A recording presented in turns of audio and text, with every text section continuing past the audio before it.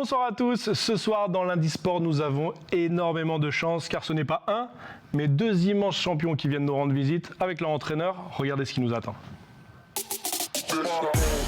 Ils sont qualifiés pour les 100, 400 et 800 mètres au prochain championnat d'Europe en Pologne. Officiellement pour les Jeux paralympiques de Tokyo pour l'un des deux. Pierre Fairbank et Nicolas Brignone sont nos invités ce soir. Ils sont accompagnés de leur entraîneur, également entraîneur de l'équipe de France Handisport, Olivier Deniot. À 2 mois et demi des Jeux paralympiques, quels sont leurs objectifs? Nous en parlerons ensemble. Et cette semaine, notre chroniqueuse Stéphanie Marlier nous donnera, comme d'habitude, des nouvelles de nos cagous d'ailleurs avec du football. Le FC Nantes d'Antoine Comboiré réalise une très bonne opération en gagnant son match face à Brest 4-1. On parlera également de windsurf avec la 9e place de Thomas Goyard. Est-ce une bonne ou une mauvaise nouvelle? Nous verrons tout ça avec Stéphanie. Et enfin, une très bonne nouvelle du golfeur Paul Barjon qui termine premier lors d'un tournoi dans l'Alabama. Nous verrons tout ça avec Stéphanie Marlier qui nous mettra, comme à son habitude, au défi tous ensemble à la fin. Ce sera sur une épreuve de logique. Les garçons, bonsoir, merci mille fois, c'est un honneur de vous avoir tous les trois sur le plateau de l'Indisport. Alors comme je le disais dans les titres, deux immenses champions sont avec nous sur le plateau, Pierre et Nicolas. Regardez l'infographie qu'on a préparée, une partie de votre palmarès. Alors on va voir ça tout de suite. Il y a quelques dates qui sont importantes. Je ne sais pas, qu'est-ce qui vous a marqué, vous, dans votre carrière? Quelle est la... Pierre, on commence par les anciens, on commence par toi. Voilà, c'est juste en face. Quelle est la date qui t'a marqué, même si elle ne fait pas partie de celle-ci 2000, c'est ma première sélection pour les Jeux. Et 3 médailles, donc c'était carton plein, je dirais. Dont une en or. Voilà. Je m'en rappelle bien, même si c'était il y a 21 ans. C'était à côté, c'était à Sydney. En 2000, c'est ça? Et c'était à côté, chez nos voisins. Ok. Ouais. Nico, toi, la date que tu retiens? La médaille de bronze au championnat du monde, c'était pas une course individuelle, c'est pour ça qu'elle m'a marqué. C'était le relais 4x400 mètres. Ok. Donc avec Julien Casoli et Alex Adélaïde, Pierre Fairbank et moi-même du coup. Et elle m'a marqué parce que c'est une médaille collective sur un sport individuel. Donc on n'a pas forcément toujours l'habitude de s'entraîner ensemble et justement de faire une médaille d'équipe sur un sport individuel, ça avait marqué parce que c'était une victoire collective. Donc, ok. Je dirais celle-ci. Au top. Pierre, je retourne vers toi. Tu l'as dit, ça fait 21 ans. Ouais. Tu as tes premières médailles. Qu'est-ce qui te fait toujours avancer? Pas les mêmes cheveux. Pas les mêmes cheveux, non? Je dirais que c'est le plaisir de faire ce sport. C'est quand même quelque chose de particulier. Il y a le physique et puis il y a le matériel. Et puis il y a Olivier Deniot qui sait nous motiver et qui, moi j'ai toujours voulu un peu arrêter après les Jeux, et du coup j'ai toujours continué, parce que c'est vrai que Olivier est capable de nous motiver à chaque fois et de nous faire progresser. Okay. Ouais. Est-ce que le fait d'avoir Nicolas aussi à tes côtés, ça te pousse? Là oui, maintenant, puis ça me pousse bien même, parce que...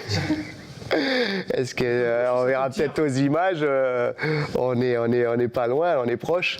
Et puis voilà. Et c'est vrai que je me suis entraîné souvent seul. C'est pas rigolo. Ouais. À deux, c'est beaucoup mieux. Ok. Nico, même question pour toi. Du coup, voilà, s'entraîner à deux avec Pierre à côté de toi, est-ce que ça te permet de te surpasser et d'aller plus loin, de chercher plus loin? Oui, parce qu'on est deux, donc. Quand il y en a un qui est en forme, l'autre ne l'est pas toujours. Donc du coup, quand il y en a un qui est en forme, l'autre il veut quand même aller le chercher malgré la fatigue. Donc du coup, à chaque fois, on se tire l'un et l'autre vers le haut. Et je pense que c'est ce qui fait qu'on progresse tous les ans, que ce soit Pierre ou moi-même, parce que justement, on est toujours en train de se tirer un peu la bourre. Donc quand il y en a un qui est fatigué, c'est l'autre qui prend le relais et ainsi de suite. Et je pense que c'est comme ça que ça marche. Et on voit bien dans les autres pays, en Thaïlande ou quoi, plus il y a de gens en fauteuil de course, plus ça crée une émulation et que du coup ça nous tire tous vers le haut. Ok. Olivier, l'entraîneur, est-ce que cette concurrence est saine? Elle est très saine. C'est sûr qu'au début, Pierre a servi de modèle, d'exemple à Nicolas. Et puis, Nico, il a tout de suite pris le chemin du travail pour progresser. Et puis aujourd'hui, là, il est sur les talons de Pierre et de temps en temps même, en effet, il passe devant. Du coup, Pierre, il rehausse son niveau pour repasser devant. C'est très dur d'être numéro 1 au fauteuil en Nouvelle-Calédonie aujourd'hui. Hein. Oui, c'est là que ça se passe. Ils sont dans le top 1 et 2 européens. Et puis top 6, top 5, top 6 mondial, quoi. Toi, si tu veux être numéro 1 en Calédonie, il faut être dans le top 5 mondial. Okay. Voilà, c'est pas simple. C'est pas simple, c'est sûr. Nico, toi, tu décolles pour la France, enfin pour la Suisse. Je sais pas si tu arrives en Suisse ou en France d'ailleurs quand tu vas atterrir pour un meeting en Suisse, voilà, c'est ça? Un championnat de Suisse et 2 meetings en Suisse. Okay. C'est un rendez-vous super important. En général, on le rate jamais parce que c'est un des plus gros meetings fauteuils qu'il y a dans les saisons chaque année. Il y a au moins 200 ou 300 fauteuils, je ne sais pas si ça sera le cas cette année, mais ça nous permet de voir un peu où on en est, où sont les adversaires, parce que ça fait quand même plus d'1 an et demi qu'on ne les a pas vus. Ouais. Donc là, ça va être un peu la surprise, on verra un peu où on en est, où j'en suis, et justement ce qu'eux, ils ont fait, s'ils ont régressé, s'ils ont progressé. Okay. Si nous, on a assez progressé, donc j'ai hâte d'y être. J'ai surtout hâte de retrouver la compétition au bout d'1 an et demi, et voilà, de pouvoir représenter la Nouvelle-Calédonie et la France, ça va être un honneur, encore une fois. Ok. Nico, un de tes objectifs aussi avant de partir, c'est de passer sous les 50 secondes sur 400 mètres. C'est objectif atteint depuis peu. Oui, depuis peu. La dernière compète qu'on a fait, j'ai pu enfin descendre en dessous de 50 secondes. Ça a été un de mes objectifs depuis au moins 2-3 ans. Parce que je savais que j'avais à peu près le niveau, mais c'était dur de passer en dessous. J'étais toujours bloqué à 50.2. J'ai fait 50.23, 50.22, 50.21. Et là, enfin, j'ai réussi à descendre en 49.6. Donc, passer la barre psychologique des 50 secondes, c'est top et ça nous fait partir dans les meilleurs mondiaux. Donc, c'est bon signe pour l'avenir. Puis, j'ai hâte de voir en compétition ce que ça va donner. Tu dis lors de la dernière compète, c'était ici sur le territoire? Oui, c'était sur Coné. Psychologiquement, c'est important? Ouais, psychologiquement, c'est important. Voilà. Ok. Pierre, toi sur les mondiaux et les Jeux olympiques, on a compté 22 médailles. Ouais, 14 plus 8, hein. C'est ça. C'est ça. De toutes les couleurs. Tu en as toutes les couleurs autour du cou. Qu'est-ce que tu vas chercher sur cette année olympique? Il faut toujours viser la première place. Pas de secret, hein. Il faut toujours viser la première place, même si on sait qu'il y a un Canadien, un Thaïlandais qui est quand même un petit peu, qui sont un peu au-dessus du lot. Mais après, on ne sait jamais. Hein. Justement, c'est être en forme le jour J. Et puis, si ça se trouve, on est dans le meilleur jour, le bon jour, et puis les autres un petit peu moins bien. Donc, c'est ça la compète. Donc, viser la première place toujours. Ok. Olivier, est-ce qu'ils ont les capacités de leurs ambitions? Tout à fait, en tout cas ils s'entraînent pour ça. Après, c'est pas les seuls à s'entraîner pour être premier, hein. Comme le disait Pierre, il faut viser la première place. Nico vise aussi la première place, les étrangers aussi. Et c'est vrai que c'est important de les retrouver, ces étrangers, en compétition avant les échéances. Ça sera avant les championnats d'Europe pour Nico et puis avant les Jeux paralympiques. Et c'est vrai que ça fait 1 an et demi qu'on n'est pas sorti du territoire pour faire des compétitions. Donc c'est un petit peu, là, ça doit leur manquer. Hein. Je pense que la confrontation à 2, ils se connaissent par cœur. À un moment donné, tu as envie d'aller voir d'autres adversaires pour aller chercher de l'adversité. Il faut de la confrontation. Un sportif, c'est ça. C'est une bête sauvage qui a envie d'aller en découdre et chercher un peu la bagarre, si on veut. Toi. Et là, ils vont partir en guerre, un peu. Guerre sportive. Guerre sportive, ouais. Est-ce que tu le sens, que Nico il nous en a parlé, mais que ça leur manque, cette compétition? Tu vois, c'est pour ça qu'on vient ici, on retrouve un peu ces sensations de compétition. Là, toi, aujourd'hui, je suis en jean, j'ai le chrono, j'ai pas le vélo. Toi, c'est vraiment eux qui sont en compète. Hein. D'habitude, il y a toujours un peu le vélo. Avec Vincent, on s'arrange à bien tourner. Mais là, c'est pas un entraînement, c'est mode compétition. Tu vois, et puis, on enchaîne matin, après-midi, comme lors des grands championnats où tu as série, demi-finale, finale, parfois le même jour. Donc le matin, tu as les séries, l'après-midi, tu as les demi-finales ou les finales. Donc il faut être capable d'enchaîner les efforts à haute intensité, très haute intensité, avec très peu de récup. Voilà. Ok. C'est pour ça que vous venez ici sur Coné, pour trouver une piste proche des... Oui. Ouais, c'est ce qui ressemble un peu le mieux d'une piste olympique. C'est vrai que c'est une piste en brando et à Nouméa, il n'y en a aucune. Sur toutes les pistes qu'il y a, il n'y en a aucune aussi rapide et parfois la gestuelle, elle n'est pas la même quand on est sur une piste molle. On est plus en force et avec moins de vitesse de bras et des fois on est surpris quand on arrive sur des pistes olympiques parce que justement il faut plus de mètres de vitesse et on est un peu perdu. Donc là, parfait à Coné, on retrouve ça, voilà. On a la piste olympique. Vous avez la piste olympique. Connaît 2032. Le prochain jeu, c'est là derrière. Il va falloir C'est ça. postuler, C'est exactement ça. Merci à tous les trois. Vous restez bien sûr avec nous. On va prendre maintenant des nouvelles de nos cagous d'ailleurs. C'est l'heure de la rubrique cagous d'ailleurs avec Steph. Voilà, c'est ça qu'on va. Salut Steph. Salut Adrien, bonsoir messieurs. Alors ce soir, donc, nous allons parler dans la chronique Les Cagous d'ailleurs donc, de football, de windsurf, mais également donc, de golf. Alors on commence avec le football, donc pari tenu pour le FC Nantes qui a battu Brest donc, ce dimanche 4-1. Pour la première fois de la saison, les Canaries enchaînent 2 succès après la victoire 2-1 donc, face à Strasbourg il y a une semaine. Le club nantais conforte ainsi sa place de barragiste en conservant donc, sa 18e place.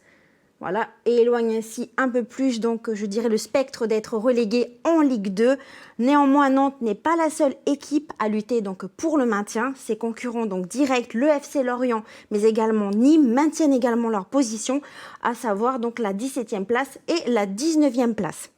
Alors, qui va s'en sortir de cette lutte pour le maintien? Nous croisons les doigts, en tout cas, pour que ce soit le FC Nantes. Bien entendu. Bien entendu, les hommes d'Antoine Comboiré. Antoine Comboiré d'ailleurs, Adrien, qui est impressionné par la performance de ses joueurs. Donc ce dimanche, il a d'ailleurs dit, je cite, « On était venu ici pour gagner, pour marquer des buts, mais autant je ne pensais pas. Si mes joueurs sont capables de me surprendre comme ça, je prends. » La confiance est revenue et l'efficacité aussi. Le technicien Cougnier attend néanmoins que son équipe continue sur cette lancée lors de leur prochain match et ça sera contre Bordeaux le samedi 8 mai. Bordeaux qui occupe la 15e place donc, de ce classement et qui est aussi toute proche de la relégation. Ouais, ça va pas très bien pour Bordeaux. Alors, il y a 4 équipes qui sont... Voilà. Bon, donc le FC Nantes se maintient. Pour l'instant, il est barragiste. Voilà. Pour l'instant, elle a sa place de barragiste.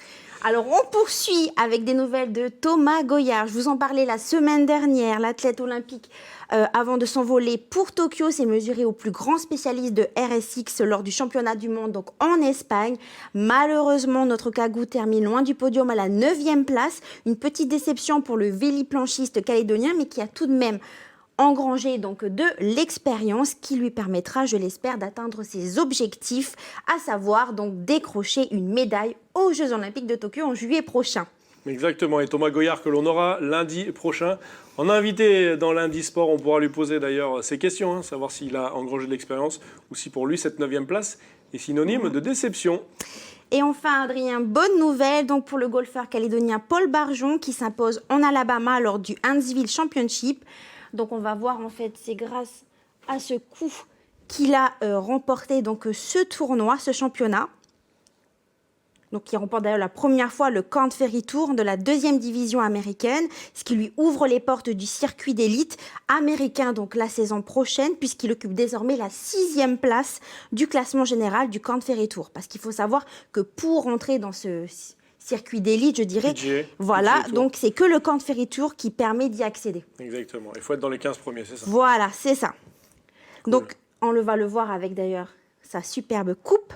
Une coupe en forme de fusée, Steph. Oui, parce que la ville d'Huntsville est surnommée la ville fusée, parce que c'est ici qu'a été développé les fusées qui ont envoyé les hommes donc, sur la Lune. Et on y trouve également le plus grand musée donc, du monde dédié aux vols spatiaux. D'accord, bon, on en apprend tous les jours. C'est ça. Merci beaucoup, Steph. Merci à toi, Adrien. Retour avec Pierre, Nicolas et Olivier. Alors la liste des sélectionnés pour l'équipe de France pour les championnats d'Europe qui se déroulent du 1er au 5 juin en Pologne est sortie avec de nombreux Calédoniens. On va le voir sur cette infographie. Alors regardez cette image. Donc il y a le coach principal, Olivier Degnaud, 2 coachs, José Marquez et Vincent Brignone, qui est juste à côté de nous. 9 athlètes calédoniens qu'on détaillera après et un guide, Germain Awegene. Alors Olivier,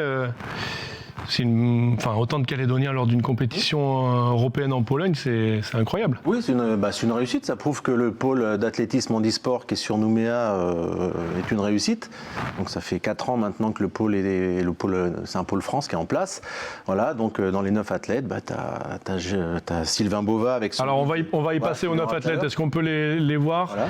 Les 9 athlètes, il y a Pierre, il y a Nicolas, bien sûr, Thierry, Marcelin, Rose, Vendégou et Rose Welepa, Félicien Siapo, Sylvain Bova et Vitolio Kawakawa qui lui a eu une wildcard. C'est ça, Oui, hein wildcard parce qu'en fait, il n'a pas encore été classifié officiellement par rapport à son handicap parce qu'il est tout nouveau, mais il a les performances qui lui permettent d'être sélectionné et il sera classifié en Pologne. Ok. Est-ce que le fait d'avoir le head coach, comme on dit, de l'équipe de France ici en Calédonie, ça aide à avoir énormément de Calédoniens Non, enfin, Qualifié. le fait de l'avoir ici, entre guillemets, parce que je vais dire que je suis un bon entraîneur, mais... je demanderai à Pierre et à Nico après. Non, mais là, c'était une plaisanterie, mais outre ça, ils ont tous mérité leur sélection. C'est pas moi qui fais la sélection moi tout seul. Il y a des standards de qualification. Il faut être dans le top 6 européen et avoir réussi une performance minimale, et ils l'ont tous réalisé. On en a 2 autres qui ne sont pas sélectionnés parce qu'ils sont en deçà des minima. Donc tous les athlètes sélectionnés en équipe de France, que ce soit ceux-là ou les 41 qui sont sélectionnés, ont fait les minima de qualification. Il n'y a pas de passe-droit ou de... Oui. Non, voilà, c'est vraiment De toute façon, mérité. c'est la performance qui fait la qualif. Hein, donc, Tout à fait, l'athlétisme, c'est un des sports, je dirais les métrés ou chronométrés, il n'y a pas... Mesuré au centième. Voilà. C'est au centième, au millième, voilà. Au millimètre. Ouais. Toi, Pierre, ça fait un moment que tu côtoies cette équipe de France.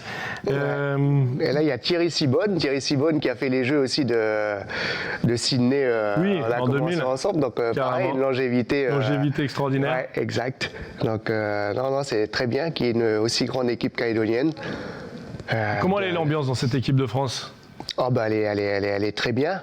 Quand on se retrouve, déjà quand on se retrouve dans un autre pays, c'est encore, voilà, il y a une sorte de cohésion qui se crée un peu plus. Et puis au niveau local, on s'entend tous bien, donc voilà, il y a un petit groupe des lanceurs, un petit groupe d'athlètes fauteuils. Non, c'est parfait. Vous vous côtoyez tous à l'entraînement. Nico, toi, ça fait aussi un moment que tu es en équipe de France, mais du coup, ça permet une bonne adaptation d'avoir autant de Calédoniens dans cette équipe de France. Ah oui, c'est sûr. Puis si on regarde dans l'historique, on est de plus en plus nombreux. Parce qu'au dernier championnat d'Europe, je crois qu'on était 2 de moins, si je ne me trompe pas, Olive. Oui, c'est ça. Donc du coup, ça montre que le pôle France est efficace. Et avoir de nouveaux Calédoniens qui vont faire... les championnats d'Europe, je pense que ça va encore nous renforcer au sein de l'équipe de France, et je n'oublierai pas les résultats qu'on a fait en 2018. Donc je pense que il faudra aller chercher ce qu'on a pu faire et essayer de faire peut-être mieux. On verra bien. Une précision, j'associerai à cette réussite bien sûr Vincent Brignone, qui est entraîneur fauteuil, c'est le papa de Nicolas, mais il est entraîneur fauteuil aussi sur le pôle, ainsi que José Marquez, qui est également entraîneur de sprint et qui font partie du voyage. Qui font partie du voyage, on les a cités. Parce que, on les a cités. Et puis Thierry Sibonne également, qui est athlète, mais également il est aussi entraîneur sur le pôle de l'IFU, parce qu'à l'IFU, ils font bon boulot là-bas. Donc c'est vrai qu'il y a une très très bonne dynamique de travail ici. Et la preuve est que, comme tu disais, Nicolas, au dernier championnat d'Europe, ils ont ramené chacun une médaille. Enfin, au minimum une médaille. Chaque athlète sélectionné va ramener une médaille. Donc ils ont fait tous un podium à minimum. C'est l'objectif que tu leur as donné ? Alors le niveau, l'année des Jeux paralympiques, c'est super élevé. Ouais. Je sais que ça va être encore plus compliqué qu'en 2018, mais oui, c'est de ramener une médaille, c'est faisable. C'est faisable, ou en tout cas se rapprocher du podium, quoi.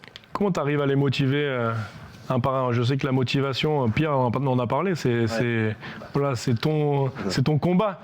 Mais comment tu les motives chacun? Chacun a son moteur. Le moteur de Pierre, c'est pas le moteur de. Enfin, je parle de moteur mental, pas du moteur dans le fauteuil. Là, j'ai vu à l'entraînement, j'ai vu. Non, mais ils ont chacun leur motivation personnelle. Et c'est vrai qu'il y a des petites compétitions intermédiaires en local. Et puis après, il y a quand même ici, on a les Jeux du Pacifique tous les 2 ans, ou mini-Jeux du Pacifique, qui sont quand même assez importants pour tous les lanceurs et coureurs sprinteurs debout. Et puis après, il y a des championnats d'Europe, il y a des meetings internationaux. En général, il y a des compétitions en Australie, en Nouvelle-Zélande qu'on peut faire en attendant les compètes internationales, européennes ou mondiales. Enfin, quand tu sais que tu vas te sélectionner à un championnat d'Europe ou un championnat du monde, normalement la motivation elle est là, quoi. Donc toi tu continues de t'adapter à chaque personne. Ouais. Tu dis que chaque personne a un moteur différent. Toi tu t'adaptes à chaque personne. Le haut niveau, c'est chaque la athlète. Singularité, c'est l'individualisation. Pierre et Nicolas font la même discipline. Mais ils sont en même temps partenaires d'entraînement, mais en compétition ils vont être adversaires. Ils n'ont pas le même âge, ils ne sont pas au même niveau, tu vois. Enfin, donc leur motivation forcément c'est pas la même. Je parle pas d'être premier, bien sûr ils veulent être premiers, mais après Je veux dire, quand on fait du sport, on a un moteur, on veut. Voilà, c'est une individualisation, tout à fait.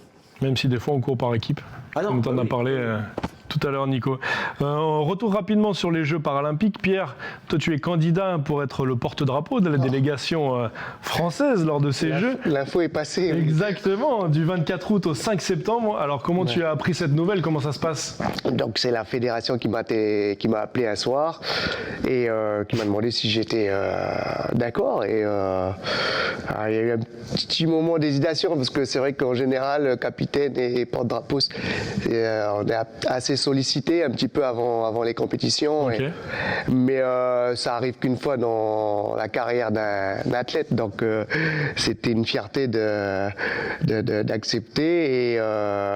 Et maintenant, il va y avoir le vote du C'est ça. public pour justement nous départager, parce qu'il y a à peu près trois trois athlètes, ouais, c'est ça, masculins et 4 athlètes féminins. Ça sera un binôme, première fois dans l'histoire des Jeux. Et donc du coup, voilà, une fierté de représenter la Calédonie, la France, et puis un éclairage sur la Calédonie, de choisir un athlète ultramarin. Voilà, je trouve que c'est une reconnaissance du travail qui est effectué en Calédonie, et puis voilà, je trouve que c'est une belle image. Ce serait bien en tout cas. Réponse courant du mois de juin. Ouais, c'est ça, les votes C'est sont ça. du 1er au 30 juin, et Ah donc c'est fin juin. ouais, fin la juin, réponse. et via une plateforme qu'ils n'ont pas encore définie, et ensuite il y aura la décision finale C'est ça. au mois de C'est ça. juillet. Voilà. Et tu te prépareras. Le mois de juillet, donc C'est ça. peut-être. Toi Nico, c'est dans les jours prochains qu'on va savoir si tu es qualifié pour les Jeux Olympiques. Tu as fait les Jeux Paralympiques, tu as fait le temps nécessaire après à la Fédération française, c'est ça, de faire un checker et de voir qui sont Moi, les j'ai meilleurs. respecté les conditions. Après, il faut qu'ils se réunissent, il y a une commission, donc Ok. on saura assez rapidement. Et non, j'ai hâte de savoir. Parce Ouais. que le savoir, Mais j'imagine. parce qu'en fait, il y a encore 2 vagues de sélection. Donc il y a la prochaine qui va arriver incessamment sous peu. Et après, il y en a une qui est peut-être un mois avant les Jeux. Et j'aimerais bien le savoir le plus tôt possible pour me préparer psychologiquement aussi. Ouais, pour être tranquille de ce côté-là. Ouais, c'est ça. Ça marche. Merci beaucoup à tous les trois, mais vous restez avec nous Merci. parce qu'il y a le petit jeu de la fin d'émission. Allez, jingle.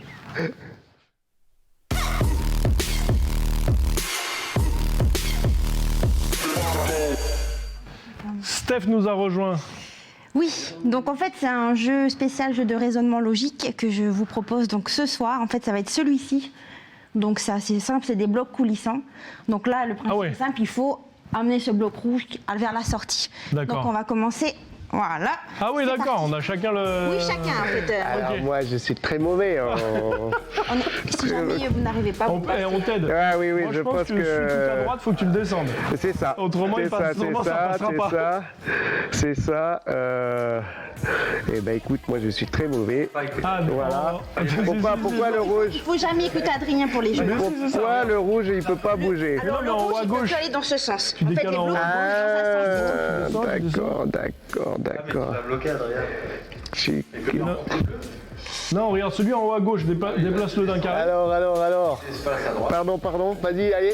Celui en haut à Vas-y, Allez, vas-y, on passe comme ça le téléphone. vas-y. Nico, regarde, faut que tu bouges celui en haut à gauche. T'inquiète. C'est un truc pour Nico, ça. Le rouge, il bouge pas. Non, en fait, les blocs, ils ne bougent que dans un seul sens. Attends. Oui, à Ok. droite. Ah, celui-là, il va être en haut. Ah, oui, d'accord. Ouh. Ah ouais, non, il y a de la. Il y a un pied. Voilà, maintenant tu montes les deux, voilà. Moi, je prends pas le bleu. Non. Ah, le bleu, il peut pas bouger. En fait, tous les blocs ne bougent que dans un Monte les seul deux de sens. gauche. Les deux de gauche, ouais. Monte les deux de gauche, Nico. Voilà, tu descends. Il y a le papa de Nico qui nous donne des conseils là-bas. Voilà, tu descends et maintenant c'est bon.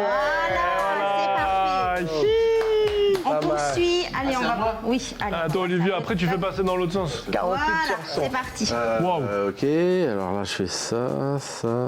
Ah non, ça monte, d'accord. Oui, voilà. Il y a l'habitude là, Mathieu. Oh, alors là. Si j'ai Mathieu, l'habitude. il a là. l'habitude. Ah, mais là, non. C'est à ma Bah non, ça va pas. c'est à ma fille qu'il faut que je donne ça. Ouais, Faut que tu- j'en sais rien, là. Celui qui est horizontal, là, faut que tu le mettes à droite, là. Que tu montes. Voilà. Enfin, je dis voilà, mais. Ah, voilà. Non. Ah non, parce que là, ça bouge pas. Bah oui. Ah, vas-y. Allez, à toi, Nico. Nico, c'est. On va passer toute la nuit là-dessus. Ah si, vas-y, monte celui qui. Voilà. Et après, celui qui est Adrien, il parle horizontal. beaucoup, hein. Bah oui, voilà, maintenant tu descends les deux et bim. Adrien, tu veux essayer? Allez, Pierre. Ah, non, Pierre. mais donne à Pierre. Alors, c'est c'est les bon. voitures et les Ah, c'est camions. les voitures, Pierre, il va y arriver direct. C'est la voiture rouge. C'est pareil, c'est la voiture rouge. Voilà. Oh là là, il y a du pick-up, il y a de tout ici. Je sais pas si. Attends. C'est. Mais non, mais là, voilà. Ah si, la voiture en haut à gauche. Voilà, en haut à gauche, fais quoi? Voilà. Tac. Voilà. La jaune, non, la jaune. Tac. Voilà, la jaune. Descends le pick-up là. Tac. Oui, très bien. Descends la blanche. Ah, bien vu. Et voilà. Et voilà. Allez, merci J'avais pour. pas de potes quand j'étais jeune. Merci Je jouais qu'à ça. Merci pour l'aide. Merci à tous les trois d'être venus. On sera derrière vous pour vos différentes compétitions. Vous nous donnez des nouvelles. Et nous, on se dit à la semaine prochaine. Et en attendant, n'hésitez pas à revoir toutes nos émissions sur le site internet caledonia.nc. Merci tous les trois. Merci Tata. Merci.